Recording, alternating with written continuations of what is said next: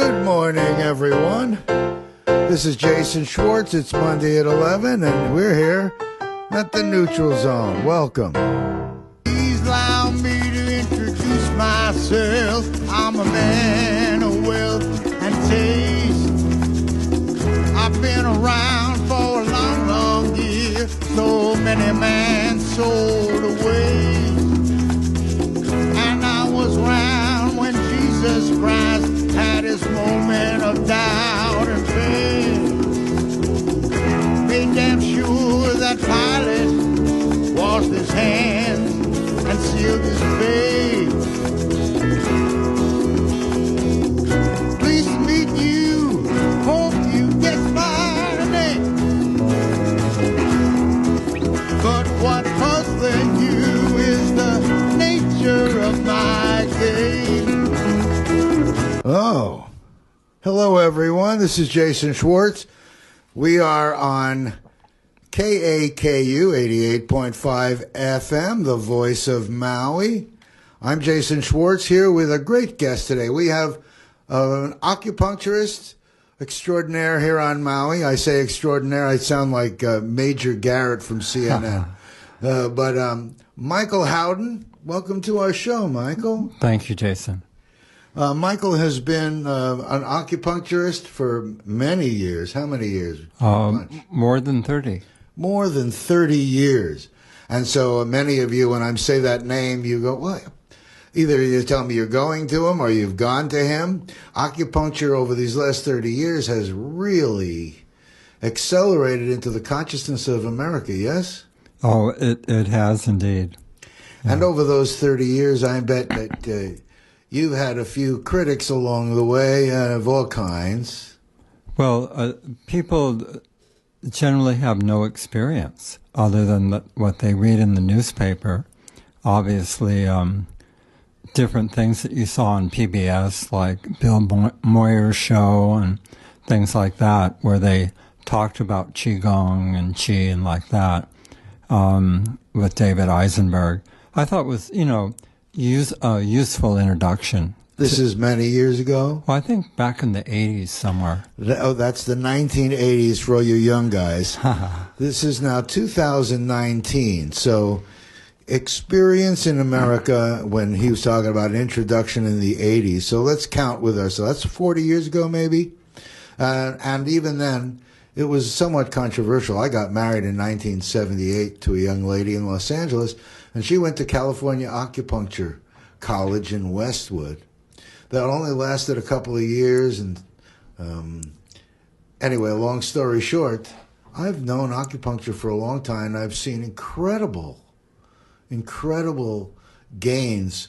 She had a carpal tunnel syndrome happen, and the hospital literally wanted to operate, and a chiropractor guy out there, blonde, blue-eyed American chiropractor named Alan Francis, 6 needles, 2 treatments later, and problem never returned. That says a lot to me personally. And then she was studying acupuncture after that experience. That was like a revelation. You have that kind of stuff regularly, I imagine, in your practice. Well, I think the big thing, especially with what's called complementary medicine, I will say, I'll give you a short story. I used to spend a lot of time with Uncle Kalua in Kaanapali and Kaihua, and we became very close friends. And he told me one time the governor had called him to some kind of conference in the governor's chambers with medical doctors and traditional Hawaiian healers. And one of the medical doctors was saying, well, in traditional medicine, this is what we do. And Uncle Kalua turned to him and he said, excuse me, he said, your medicine is 100 or 200 years old. Our medicine, thousands of years old. So please don't call it traditional. I would say conventional would be a very good word for the paradigms that we see at present. Very much better. Conventional medicine, right? And this convention, I want to say, when was the guy with the operation? I forgot his name. Lister? I like to think of anti... Oh, yeah, the New York Times reporter, Reston, James Reston. James Reston. I'm thinking Lister was, when they first started doing surgery, Lister, who became, not Listerine, folks, Lister was a doctor that first introduced this antibiotic, but prior to that, well, the word acupuncture was well known throughout the world, for example, as are, like you said, Kahlua and the Hawaiian traditional medicine. And I imagine the Hawaiian medicine is also an interesting cross between acupuncture. Do you see a lot of match? The match I see is really, it's the accomplished practitioners. Papa Henry Awai, for instance, my own primary teacher in La'alapa'au, said that healing is 85% spiritual, and the herbs, the La'al, is a small part. And that's actually, you see that in traditional medicines, whether it's fool's crow among the Lakotas or esoteric Christian work, where you understand that you're simply an instrument rather than the big show. Right. And I think that sense of inner humility is really important, self-effacement, which, gosh, you walk into some offices and you think the person's a prophet. They speak with certainty. They say you don't have any hope unless you do this particular protocol, etc. You're good. Okay. Okay. Yeah, you mean traditional, contempt. What do we call it? I forgot already. Conventional. Yeah. Conventional doctors and medicines and offices put the doctors, and some of the doctors take the role of the supreme ruler and the all-knowing and the cause of the healing, rather than a vehicle to give the person charge themselves and help them along their own road toward healing. It's a different kind of setup. Our role is to receive and facilitate. Especially like my practice in recent years has been mostly veterans, and who are at risk on all levels. I mean, some people came back from Vietnam with their bodies riddled with cancer, because of Agent Orange and other poisons. And someone comes to you and you learn to love them, but you can't lie to them from the very beginning. You can't say, this is no problem. I mean, sometimes people would come in with all kinds of things that I'd never treated. I just say, well, I can't guarantee anything, but I'll do my best. And if it begins to work for you, then great. Do you, as a acupuncture doctor, what's the word? I gave an example of carpal tunnel syndrome. I don't know if that's considered a physical, a more physical problem. You treat all kinds of different things. Do you have an area that acupuncture works better, or because of all the different meridians and systems, you work on all kinds of stuff? Well, I ended up working on all kinds of stuff, and without guarantees. I mean, one time, one of my teachers' patients came to me and said, I have some kind of cancer at this or that stage. And I said, well, you should go see my teacher. He's so good. A ninth generation Chinese doctor, Dr. Lam Kong.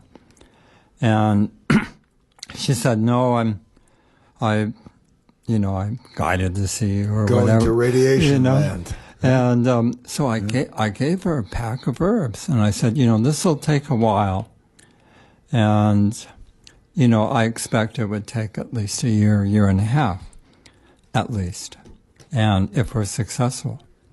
And then I didn't see her again. I thought, oh, gosh, that happens. I saw her later, a year or two later, and she was well. And she thanked me profusely for the one bag of herbs, which before God, that's so silly. But I was happy with her attitude, and I was happy that she was healed. But to make a claim based on that is so silly, I think. Now, did she do other modalities? I don't know. It didn't seem like she had really done much, but I'm sure she took better care of herself. I mean, that's a big thing with, serious illness, cancers and the like, where, you have to look inside. You have to. It's like that Rilke poem in Sonnets to Orpheus, where the bust of Apollo, and he describes this headless torso, and it's totally sensual, and you can feel the body that he's talking about. And then the last line of it, which in German is much more powerful, it's kind of like, du dich. You must change your life. And I think with real illness, that's it's a wake-up call. Yeah. So when someone gets better after a consultation and a bag of herbs, you may have moved her in a road toward self-healing. Well, while I was still a tutorial student, someone came to me in Berkeley, and they said, "Oh, I'm guided to come see you." And I kept saying, "Don't waste my time. I'm a student. Go see my teacher. He's much, much better." And in fact, there's no comparison. And came back. He insisted on coming back, and I made herbs for him and did acupuncture. He came back, and I said, "Well, how are you doing?" He said, "Oh, I feel so much better." I said, "Well, I guess I should make you some more herbs." He said, "Oh, that's not a problem." He said, "I put the bag of herbs under my pillow at night, and I sleep on the herbs." I thought, oh, this is, only in Berkeley in San Francisco. But you never know how you reach someone or how they receive. Well, as I'm listening to you, the one thing that I'm feeling is you're, I would say not defending. When someone, we had a guest here last week. His name is Kurt Butler. Yes, we mentioned him. Familiar with him. And he's a guy who is trying to poke holes at things. So as I'm hearing you really never treat a patient like you're coming as God and you're going to cure them. So when someone like this guy last week is talking about someone making claims of cure, you could probably say, well, the claim of cure is really not a real good role for a practitioner. Yeah, I mean, if you're the prophet Jesus, that's one thing, but to lie to someone and say, oh, this is, my teacher often says, not a problem, don't worry, and I think the don't worry is the important thing, is that the whole point of acupuncture is to harmonize the energies of the body. You're treating the person, you're not treating the symptoms or the illness. So it's a different level of approach. And I know with Papa Henry, who would also take different pulses in the body and scan the body with his hands, but he would also know the problem. When a person would walk into the room, because I was there several times when he would be treating people, he would catch it right away. The flower remedy person in England, Edmund Bach, he said, if I don't understand what the person's problem is, by the time they sit down, I've missed the case. Wow. And I think it asks you to really receive. And traditional medicine asks that you receive, that you become an instrument for the divine healing power. By the way, I want to make sure everyone understands. By traditional medicine, you're talking about... Or actually, traditional medicine. I'm not talking about allopathic. That's why I'm mentioning it again. Yeah. So you're talking about, it's not a really alternative medicine. Traditional medicine, acupuncture and herbs, right? Would you call that by definition? Oh, yeah. It can be. I mean, some of what's taught these days. I mean, I ended up working for even though I never went to acupuncture school. Oh. And did a tutorial program in California. You take the same tests everyone takes. But ironically, because I was then on the board of acupuncture, the Accreditation Commission recruited me to be a site inspector for accreditation site visits. And of course, I learned so much from that. But I also learned that, many of the schools kind of thin. And certainly when I studied in the early and mid-'80s, I remember my teacher telling me, he pretended he was driving a car. He was holding the wheel of the car. He said, acupuncture license, he said, like learner's permit. And to me, that was profound. And it helped me really keep a perspective. I mean, he always emphasized education, going deeper and deeper with the medicine. But the schools per se were not a solution. I mean, now many of the schools are better. It used to be maybe you had one good teacher at a school. I understand. Yeah. I mean, I can tell you from this California Acupuncture College lasted, I want to say a few years, and then she couldn't get a transcript because the school was closed. Yeah. And so she had a real issue from that. But you just gave me her answer. She can go study and take the test anyway, probably. Yeah, if that in California still they have tutorial programs. A few other states have that. I mean, Hawaii was going to close the window just about the time I was going to get a Hawaii license. Fortunately, I'd already taken the national exam, so I was qualified. But no, it's. Transcripts. I mean, that's true of small schools, whether you're one of the Trump universities or Trump universities. We won't go there. No. My ex-wife, I remember when she was going to school, and she was so afraid of chemistry, and then she became the whiz. Organic chemistry was her thing. When she goes to see conventional doctors, and I want to say, by her nature, sort of tests them. She has a difficult time with them because they don't really have a lot of, there are obviously exceptions, but I've seen that doctors don't want to walk outside this modality, conventional world they're in. Do you have much crossover with conventional medicine? Well, at Kula Hospital, I share my office with an osteopathic physician who's That's exciting. Actually one of the best healers I've ever met, Jackson Friedman. And if I go to a regular doctor, I'm often going to Joel Friedman, no relation.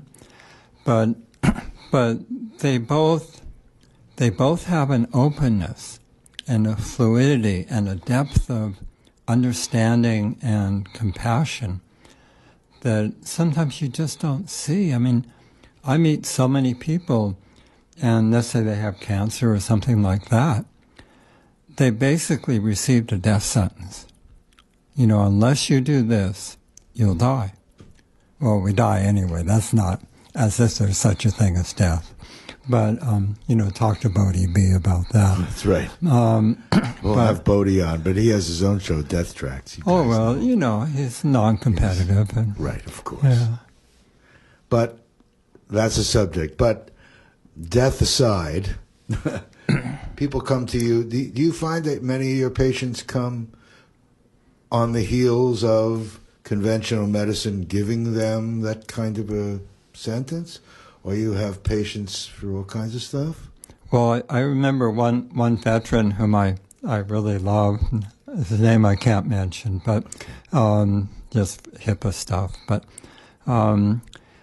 they give you, the VA gives you this little sheet, and they tell you what kind of medications the person's on, along with whatever they're being treated with. So anyway, he was taking more than 20 pharmaceuticals, which are not to be messed with. And so the first thing I did, I didn't even know him. I just kind of leaned over and I said, "It seems to me that they're trying to kill you." Which endeared him to me because he could tell I wasn't going to make up stories for him. But I could see every month he had to go to the hospital. He had cancer throughout his body. And he'd have to go to the hospital to get his throat opened, just on a monthly basis. And life was very difficult for him, very miserable. And I actually said to him, I'm happy to treat you more than once a week. I won't charge you. I mean, because the VA thing, you don't want to fool around with that. There's a lot of too much paper. And he said this 1 hour of the week, he just felt totally at peace and could rest and was out of pain. And I thought, gosh, an hour is better than nothing. I would like to give more. But, those kinds of experiences really deepen you because they touch your heart directly. Wow. Well, you speak about acupuncture with reverence, which I appreciate. And I'm still thinking about our guy last week, because that flame that he seems to like to throw around, I recognize someone putting a full-page ad with kind of fluffy testimonials and a whole page expecting people to, and what she has may be valid, but I'd like to understand the proof. And we're talking now about acupuncture. I originally thought, okay, that acupuncture, I've seen many people, we can measure their difference before and after acupuncture treatments. And you've mentioned it, but even then, you're gentle in even accepting responsibility for their helping him in that. It's like you gave them an hour of pain relief, which is valid, but now you've set them on a path as a holistic person. You looked at their medication. If someone is going every month to have their throat opened, to be, the quality of their life isn't there. Well, I don't know what what are all these medications for? Oh, pain and possibly digestion, and it was just so overwhelming. And it's all in Greek anyway, so it's hard to understand. But wow. I understand some of them better, but I generally try not to go there unless I have to really study a particular medicine, because it's not, like the statins, for instance. So much of that can be addressed with herbal medicine, and that's historically been proven. And why give someone a medicine that can actually lead to heart problems, to prevent heart problems? There are some medicines I think can be useful, and some are just so powerful and so toxic. Maybe because people don't know what to take instead of a statin drug, right? Well, that's true, and then there's so much fluff. In the so-called health foods industry and stuff like that. And you're buying a bottle of something, you don't know what that is. You don't know how much of it you need to make a therapeutic, to have it do something. Or whether it even has therapeutic. Right. The ingredients are what they say they are. So interesting, because you as an acupuncture practitioner, when you use herbs, you base what you use based on experience mostly? My teacher was well known as one of the young masters in the Bay Area and studied with Professor Yang. He had always loved herbs his whole life, ninth generation doctor. And that was really his specialty. I mean, he was famous for ear acupuncture, but, you know, acupuncture is just maybe 10 to 15% of what Chinese medicine actually is. I mean, there's a tremendous emphasis on herbal medicine. And unfortunately, it's really hard to find clean supplies of the herbs. There are a few companies like Spring Wind in Berkeley that do a very good job, and New Herbs in Oakland. Have you used oils, therapeutic, you know, you've seen the Yes. doTERRA kind of oils that are pure. Do you ever use those instead of? No, I'm not really conversant with that to the degree that then I would refer to someone who's good with aromatherapy. I see. You know, I mean, it's better to, you know, I've heard so many great stories about quality aromatherapy, but then there's all the other stuff too. And I think that's what your guest last week was talking about, is there's so much fluff, and it's hard to know what the substance is. But that's true of, you know, any profession as far as I can see. Anything in our world, You know, I think unfortunately, so. yeah. Well, you know, we're going to jump to a few minutes of our supporters, and then we're going to come back. I'm here with Michael Howden, acupuncturist from Upcountry Kula. Many years. I'm Jason Schwartz, KAKU 88.5. Let me lean over and start this.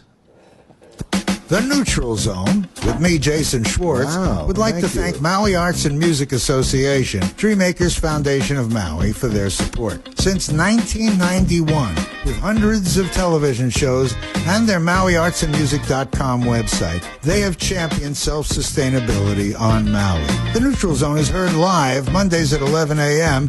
and replayed Saturday at 7 a.m. on KAKU 88.5 FM, the voice of Maui. The Akaku Upstairs Spring Salon season has begun every Thursday evening between now and the end of April. On March 14th, Michael Backus, author of the book Cannabis Pharmacy, will share the truths and myths about medical marijuana. These salons are held 6 to 7:30 p.m. Thursdays in the Akaku Media Lab, Suite 204, on the second floor of Akaku Center at 333 Dairy Road in Kahului. And admission is free. However, we do ask that you call and reserve a seat at 871-5554. Maui Youth Now Show, focusing on youth culture today. This weekly half-hour show is produced by and created for youth, taking the pulse of youth culture from an island perspective. Watch local news, current events, fun challenges, trending videos, game reviews, and learn about other youth in your community. New episodes air on Tuesday at 4:30 p.m. on Akaku 55 or catch us on Vimeo. This is your radio host, Miriam Laraway from Latino Connection. Connect with us and KAKU 88.5 every Friday at 12 p.m. and a replay on Saturday at 3 p.m. In this show, we explore the Latin community in Hawaii and every Latin country and their traditions, and also music from popular Latin music artists right here on KAKU 88.5, the voice of Maui. Konnichiwa! I'm Arrhythmia Sweets. I'm Matt Angst, host of 2KG. KAKU is a listener-supported station. All of the shows you hear, like ours, are sponsored by you, the listener, as well as our underwriters. If you would like to help keep the voice of Maui talking loud and clear, go to kakufm.org/donate today and give. And don't miss 2KG, Mondays live at 3 p.m. on KAKU 88.5 FM, The voice of Maui. Annyeong! Well, I guess we're right back in. That was kind of unsmooth. This is KAKU 88.5 FM in Kahului, Maui. I'm Jason Schwartz, your host of The Neutral Zone, and I'm here with a special guest. I want to call you Dr. Michael Howden, but I'm going to call you, what do you want me to call you? Acupuncturist Michael Howden? Or just Michael is fine. Michael. Yeah. Michael is a practitioner of acupuncture and has helped, more than the hands on my feet. What does that mean? The fingers are...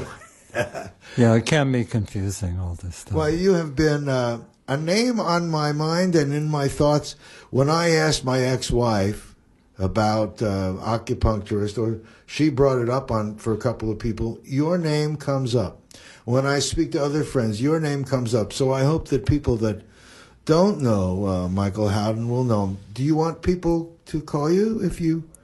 Do you want to still have a practice actively asking? I'm on leave right now. Okay. And so I generally I'm happy to refer to people. So if you like what you hear today, of course, how could you not? Michael's a wonderful guy. And want to call him, you want to offer your phone number? You're welcome to. Okay, my cell phone, which is what I use, is 385-0383. 385-0383, area 808. Howden, Michael Howden. You know, I have seen to be sitting with a, what'd you call him, an osteopath? Osteopath who you're share your office with? Oh, yeah, Jackson's unbelievable. So you're there at the hospital. So this is, what does he do? He helps people. He does osteopathic manipulation, which is kind of a lost art, I think, although it's coming back. But, he'll put his hands on your head or your shoulders, and he'll be able to read what's happening in the body. And he works the whole body. Now, he's not, he doesn't claim himself to be a energetic, what is he? He's an osteopath. He's an MD, osteopath. Right? He's a real osteopathic physician. And he puts his hands on your body and has some kind of ability to be able to He can just feel, it's like craniosacral work, where you feel, in craniosacral, where you feel really a pulse moving up the spine into the cranium. I see. And he can read the whole body. And I've found his work to be marvelous, and everyone that I've spoken to who's received treatment from him is very high. The difficult thing with Jackson is getting an appointment because he's just completely overbooked. I see. And but his work is just marvelous. I'm in awe of what he does. And so, is what you do? It seems like a natural marriage with what he's doing, right? Oh yeah, we get on quite well and trade treatments and. I see. Yeah, I mean, yeah. I'm only sorry there aren't like dozens of Jackson Friedmans. Well, Jackson Friedman, we'll see if we can get an appointment. And I think that what you're saying to me makes me remember that I've been feeling my mortality. I'm hoping to be here many years, but it's time. Great people like Jackson Friedman, great people like Michael Howden, we need to not only look at them as practitioners or to help us in our healing, but also to help us train. There's so many people that could learn. Does he have interns with him at all? Well, actually, he's off in Florida this week teaching some kind of thing. Oh, good. No, he's very dedicated to the art. Because I think the greatest gift that we can all give is our perspective on life. I have found that many of the younger people, it's not that they don't have depth. They've never really been encouraged to explore that way. They have great breadth. They look at something on the net and they have lots of knowledge and surface knowledge, but there's a different kind of a learning experience, different kind of interactions they have with each other, and I noticed the difference as an older person. Well, a friend of mine, a Sufi teacher, kind of an irreverent guy, worked with the Grateful Dead a lot. Yeah. He said, the reason American men are such bad lovers is that they were raised on 45 RPM records, so their span of attention is only 3.5 minutes, and I that was meant to be irreverent, but I think I watch this generation where you're so consumed by gadgetry, and of course EMFs have their own effect on people. Yeah, big electromagnetic time. frequencies. So, my prayer is for the healing of the earth and for the future of humanity. But it's in play. Big time. In play, and it's what do we say? It's out of our control. We do our part to maybe minimize the speed of this, but I don't know. This is some design greater than us. This techno age, which is now freeing up our hands and feet and brains to be doing other things, it would be nice to see other things actually happening. Somehow I'm feeling it's almost like watching a movie where there's a set, but behind the set isn't the real building. That's just the front of the building.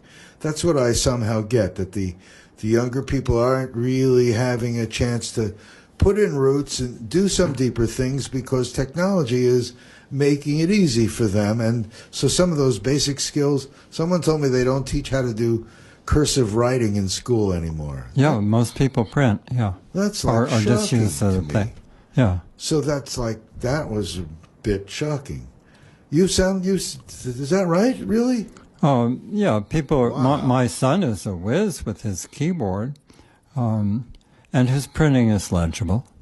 I get it. You know? So he doesn't have much use of his signature. Now he has a digital signature, right? Yeah, he has actually his real signature for the checks and things like that, if he ever writes one.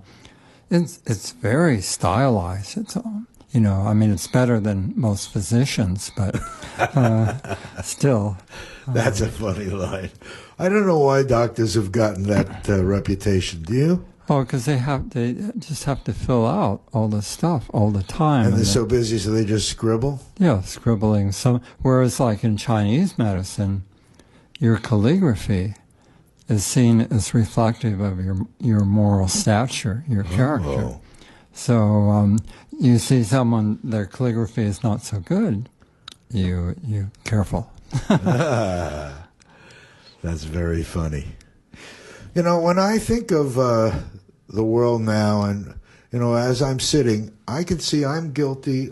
I often have said traditional medicine when I really mean conventional medicine. Mm-hmm. So that's an important thing. I hope our audience appreciates that difference.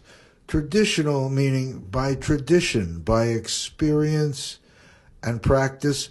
Do you see any proofs around? Does that ever get into the lingo of what you're doing? Do you measure change in any quantifiable way for people that are looking for that? Well, fortunately, I have the MDs to rely on, and there are nurses who will chart a person's progress and probably give credit to themselves. But that's fine. I mean, for me, the credit really belongs to the person, and their ability to change. Well, I'm hoping our audience is hearing that acupuncture isn't only when you need to go see a doctor. Right? Oh, no, Acupuncture is because you need to go see an acupuncturist who has a view on the world that is likely more holistic than, I was going to say traditional, than conventional medicine and its direction. So you might learn to expand the way you then will view yourself and your own healing. So that alone, like you say, without doing anything, acupuncture needles and acupuncture is only a small portion of a Chinese medicine philosophy in action. Mm-hmm. So that's very powerful to understand when you go to see an acupuncturist and why to go see an acupuncturist. Yeah, it may be delightfully surprising what the effects are. That perhaps you rest better or you're less cantankerous, the whole thing. That if you're open enough and the practitioner is somewhat accomplished, I mean, that's the thing. I mean, just because you have a license, in acupuncture, naturopathy, or whatever, doesn't mean you're going to be useful to that person. Sometimes people will come in, they'll say, this is what I need, or this is what I want, as if you're a grocery store. And so sometimes I have a feeling, I say, well, perhaps you should go see this person or that person, or they're better than they'll be better than I am for you, which is probably true. So, well, it's interesting. I've experienced here on Maui a couple of different acupuncturists over time, and my own personal experience is only through, for example, where my ex-wife was going for a treatment about something, and when she walked in, she found that this acupuncturist, Aaron Goldstein, mm-hmm. yeah, had a very holistic approach, and just like you, doesn't put a label on specific action to a result. He involves the patient. And that is really such a healthy attitude. I wonder if conventional doctors, they talk about it, but I wonder if they spend any time with it in this way. I think if you do, certainly Joel Friedman does. Well, he's not a typical and MD. I think Jocelyn Chang. Just in my own experience. I see. So I see a few people who really, they look at you as a person, as a human being. Right. Not just a patient. Years ago I used to date Paula Harrison, Joe Harrison's daughter, and Joe was part of Maui Medical Group. I said, and I got to know them over, 6 or 7 years, and I said, how long do you have with your patients? She said, by the time I pick up the clipboard on the door and the time I leave the office, I think it was like 5 to 8 minutes.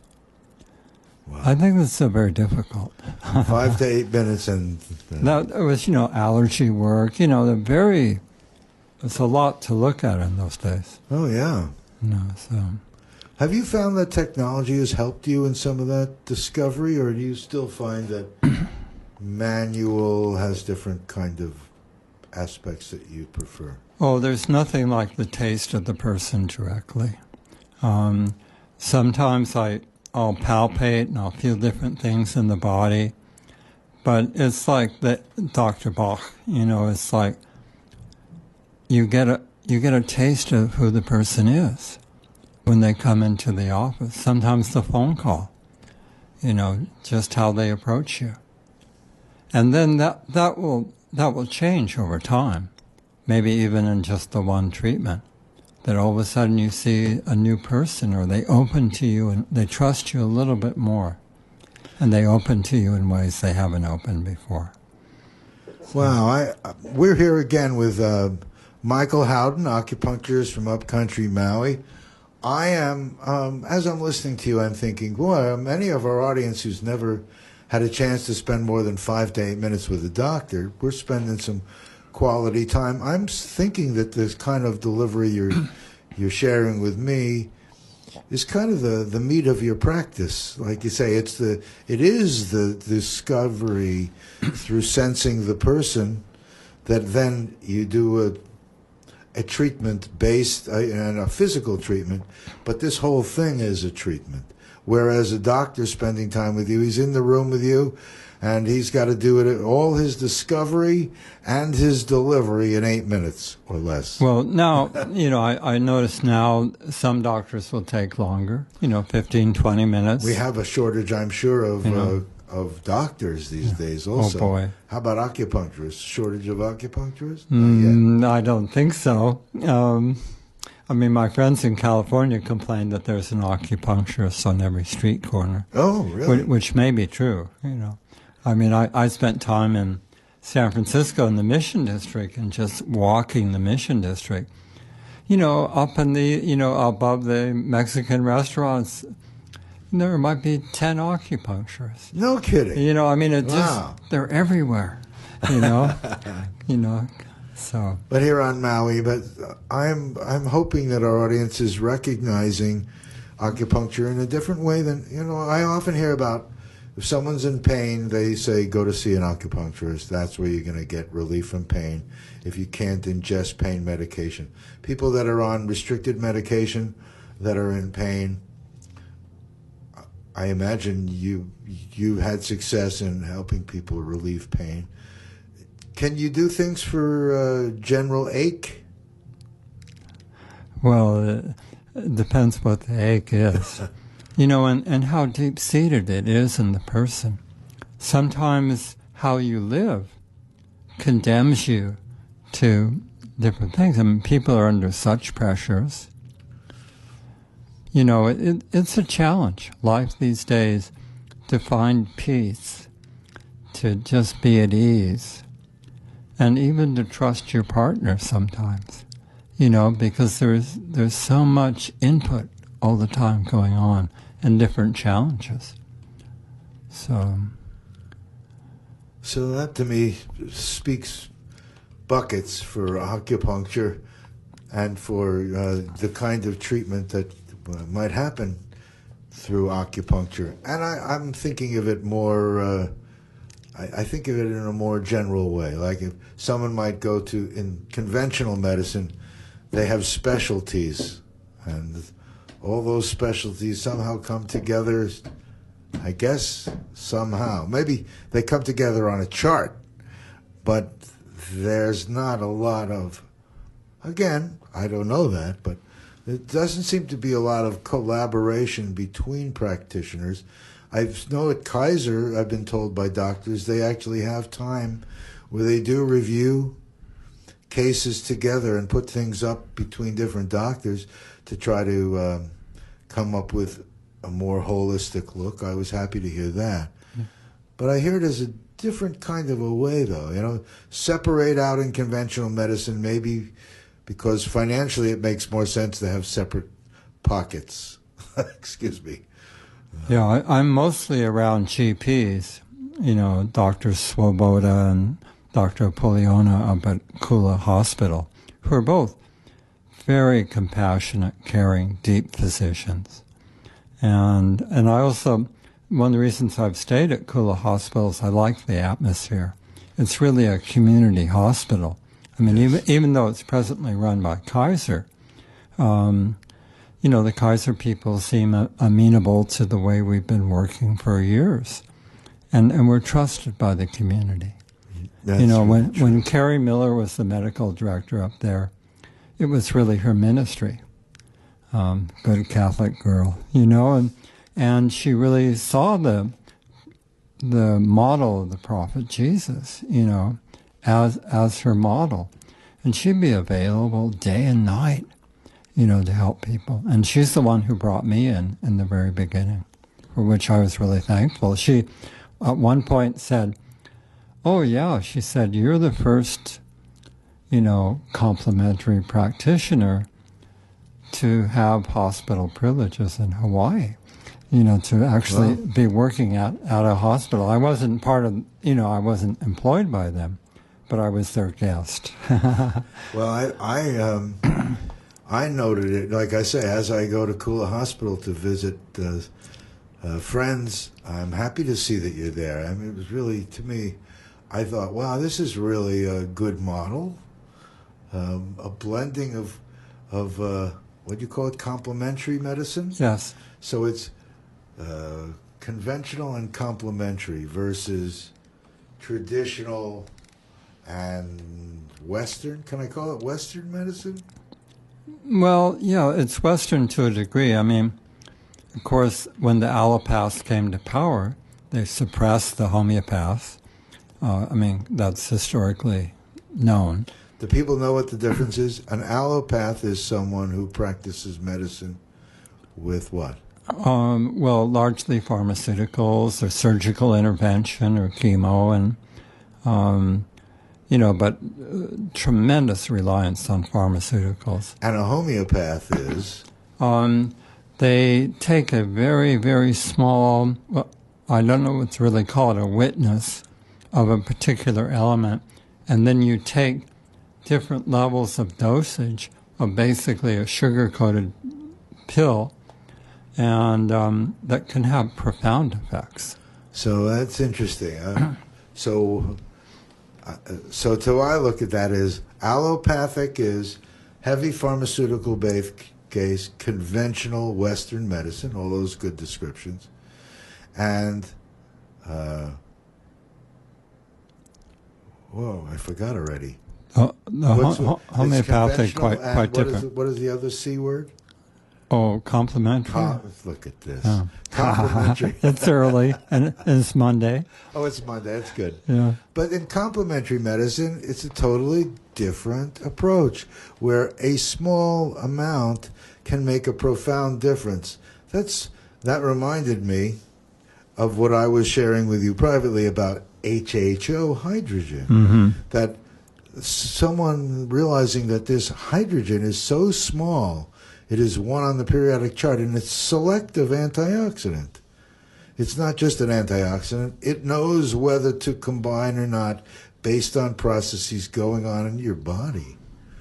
We've heard me talk about this HHO machine, the Ultra One.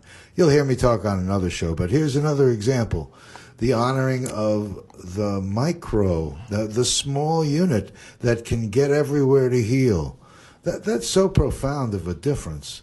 And when I'm given medication, maybe I don't know if you'd be the one to ask about this, but I went to the doctor and he said, well, they keep recording your blood pressure is high. And I said, well, he has told me I'm supposed to take 2 of these a day and 2 of these a day and 3 of these a day. And I keep thinking that this medicine is in my system. Maybe I should take 1 of these a day and 1 of these a day. And you say, oh, yeah, that's the reason that your blood pressure is still high.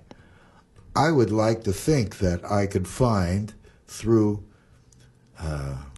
complementary medicine alternatives to these pharmaceutical model answers. Any way to do that as a civilian? I know coming to practitioners like yourself is one way. Anyway, I think I would just experiment. I would go to, I would look at the field of practitioners and go to one person, see how that went, try another if that didn't work, and then really look at it, but really look at your own life, what the pressures are in your life. But how does someone, for example, like me... Go to the beach. No, really. So here, let's say I take atorvastatin, by example. Yes. And I know that I've heard from you and many others, hey, statins are bad for you. So I was like, okay, I'm using conventional medicine, but I know it's bad for me. So instead of taking 2, I'll take 1. So here I'm taking 1. I still have a high blood pressure reading, and they're all still worried about me. And so they're thinking this doesn't work well, and now they want to give me more medication. It's like, how do you mix these modalities? I don't know. That's one thing Papa said. It was don't mix the medicines. So I should take what they say. Give it a try, and you see if it works. So and if it's not working, then perhaps it's worthwhile. I mean, are you living in Kihei now, or? I'm living in Kahului. Kahului, yeah. But there are so many practitioners around on Maui. I mean, they now have Ayurvedic practitioners here. Joel Friedman's work is remarkable. MD. Jocelyn Chang does good work. This is just people I know personally. I'm not. But I also noticed that what you say, I really appreciate the difference. When someone goes to a Western doctor, they're going and they're looking for a result, a healing result. Like you say, sometimes people come on with their laundry list of what they've got going on, and you have to then sort of like put that into a different model, a holistic model, looking at the whole person. So when I don't know. I know that in the oils business, which is fine, they say, well, if you have this, you should take that. But I've never seen any pharmaceutical equivalent kind. Are there any such manuals or guides to that to understand the equivalence from pharmaceuticals to natural solutions? Well, there are some. We're looking for the new book. Yeah, no, there are some herbs that are really good for cholesterol, and that's been documented, especially Crataegus, red hawthorn, the berry. I mean, interestingly, in America, they mostly use the leaf, but in China, they use the pinafida, which is the fruit. In fact, they even have candies out of the fruit. It's so delicious. Wow. But that, along with other herbs, Job's tears and different mints and things like that, helps clear the cholesterol from the body. We're doing good. We're looking up at the clock. We're realizing that an hour is gone. Isn't that amazing? Wonderful. Yeah, I guess we're going to have Michael Howden back on the show, I'm sure. You've been a wonderful guest. I'm sorry to cut this kind of short. What would you like to impart to our guests before we leave? What's important that you want to share? I think the important thing, trust yourself. Don't be bullied by other people, no matter what their license is. You have to... my old friend Jill Miller used to say 3 things you need in life: common sense, a sense of humor, and more common sense. Double up on common sense. Thank you, Michael. I'm so happy to have you here. We are out of time. That just is so quick. We are the Neutral Zone here every Monday at 11. You can look at our website, MauiNeutralZone.com. You'll see our show again and all of our shows, and I hope you'll visit us here on Monday and any day. It's a pleasure delivering to you. We love you. Thank you for joining us. Aloha. Have a wonderful day.